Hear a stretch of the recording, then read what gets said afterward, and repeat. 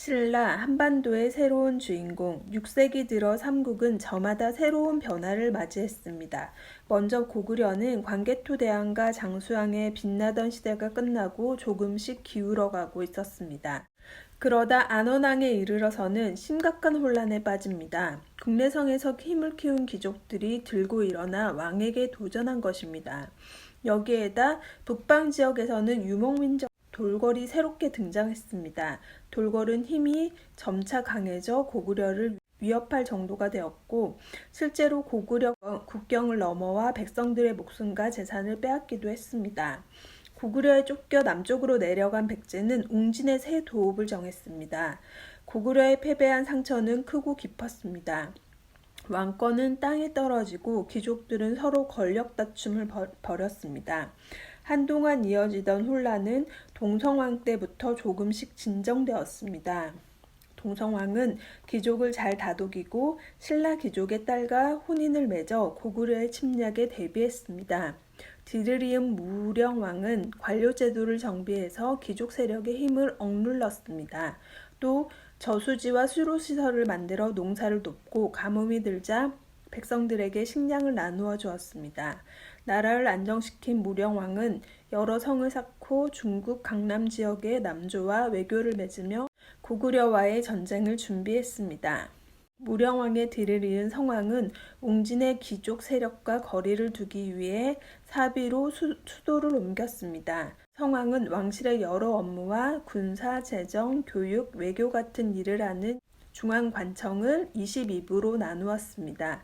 또 지방 5부는 관리를 내려보내 다스리게 했습니다.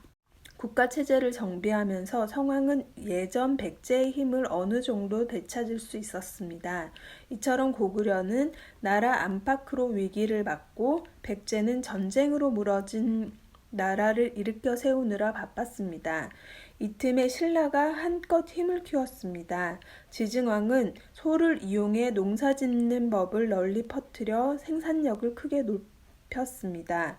또 우상국을 영토에 넣고 지방을 주, 군, 현으로 나누어 다스렸습니다. 나라 이름을 신라로 정하고 지도자를 왕으로 부르기 시작한 것도 이때부터입니다. 뒤이어 법흥왕은 군사력을 장악하고 법과 관료제도를 새롭게 다듬었습니다. 이로써 왕은 귀족보다 한 단계 높은 권위를 지니게 되었습니다. 나아가 가야의 지배층과 결혼관계를 맺으며 가야를 끌어안았습니다. 법흥왕의 뒤를 이은 진흥왕은 본격적으로 영토 전쟁에 나섰습니다. 진흥왕은 먼저 백제의 성왕과 손잡고 고구려를 공격했습니다.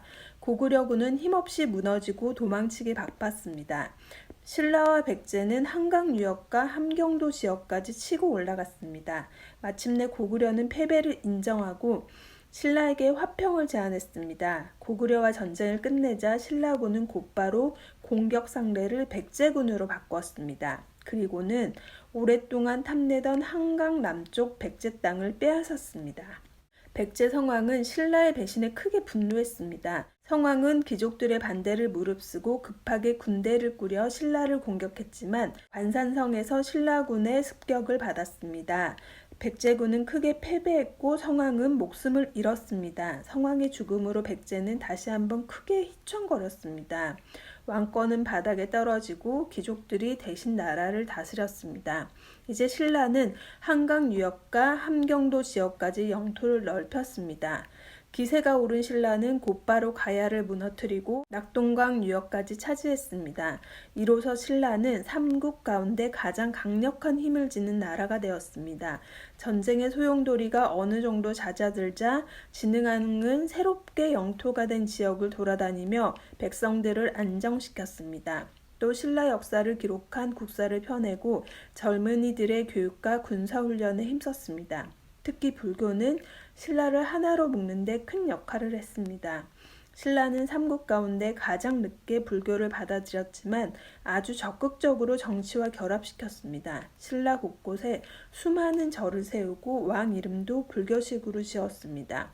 또 많은 승려들을 중국으로 보내 불교를 익히고 불교 경전을 가져오게 했습니다.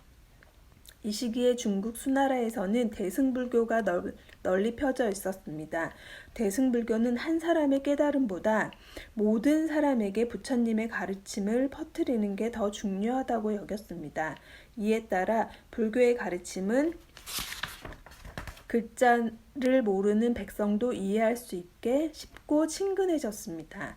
나아가 현실에서 고통을 받는 백성들을 구해야 한다고 믿는 까닭에 승려들은 정치에도 참여하고 전쟁에도 뛰어들었습니다. 신라는 이런 대승불교를 받아들이면서 한 단계 더 성숙한 국가로 발전했습니다. 신라는 부처님 나라가 되었고 왕이 펼치는 정치는 부처님 가르침과 다르지 않았습니다. 그야말로 정치와 종교가 하나로 합쳐져 강력한 힘을 펼치게 된 것입니다. 이는 훗날 신라가 삼국을 통일하는 데 큰 바탕이 되었습니다.